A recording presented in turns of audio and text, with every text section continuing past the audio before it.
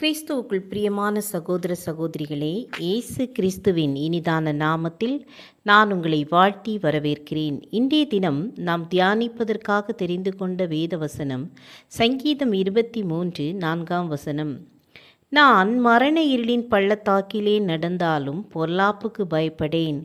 தேவரீர் என்னோடே கூட இருக்கிறீர். உமது கோலும் உமது தடியும் என்னை தேற்றும். நாம் மரண இருளின் பள்ளத்தாக்கில் நடந்தாலும் பொல்லாப்புக்கு பயப்படேன். எப்படிப்பட்டதான மரணம் நெருங்கி வருகிற ஒரு தருவாயில் நாம் இருந்தாலும் அந்த பொல்லாப்புக்கு நான் பயப்படேன் என்று தாவீது சொல்லுகிறார்.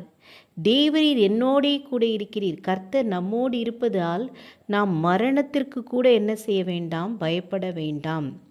உமது கோலும் உமது தடியும் என்னை தேற்றும் என்று சொல்லுகிறார். கர்த்தருடைய கோலும் அவருடைய தடியும் நம்ம என்ன செய்யுமாம், தேற்றுமாம்.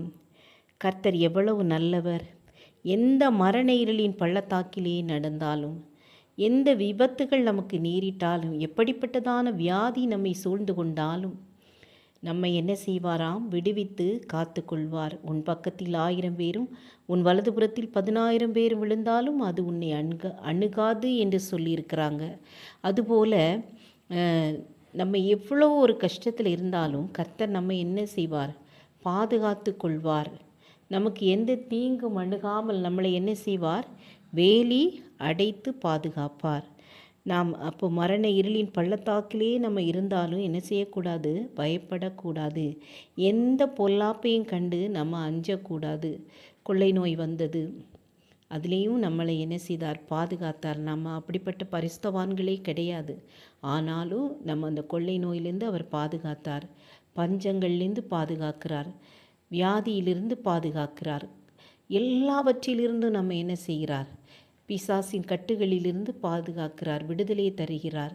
நம்ம என்ன செய்யணும், கர்த்தரையே நம்பி அவரிடத்தில் நம்மை ஒப்பு கொடுத்து என்ன செய்ய வேண்டும், வாழ வேண்டும்.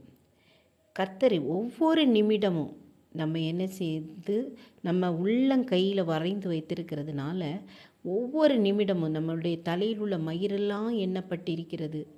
அவ்வளவு நம்மை அவர் கண்ணோக்கி பார்த்து கொண்டிருக்கிறார். நம்முடைய கண்ணீரெல்லாம் அவருடைய துருத்தியில் இருக்கிறது. அதனால் எந்த மரண பயங்கரம் வந்தாலும் கர்த்தர் என்னை பாதுகாப்பார் என்ற விசுவாசத்தோடு நாம் வாழும்போது கர்த்தர் நம்மை பலப்படுத்தி ஒவ்வொரு நாளும் அதிசயமாய் நடத்துவார். அவருடைய கரத்திலே நம்மை ஒப்பு கொடுத்து வாழுவோம்.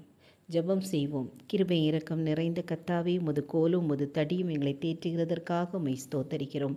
ஒவ்வொரு நாளும் எங்களை பலப்படுத்தி வழி நடத்துங்கப்பா. எல்லா துதிகன மகிமை உமக்கே செலுத்துகிறோம். இயேசுவின் நாமத்தில் பிதாவே, ஆமேன், ஆமேன். God bless you.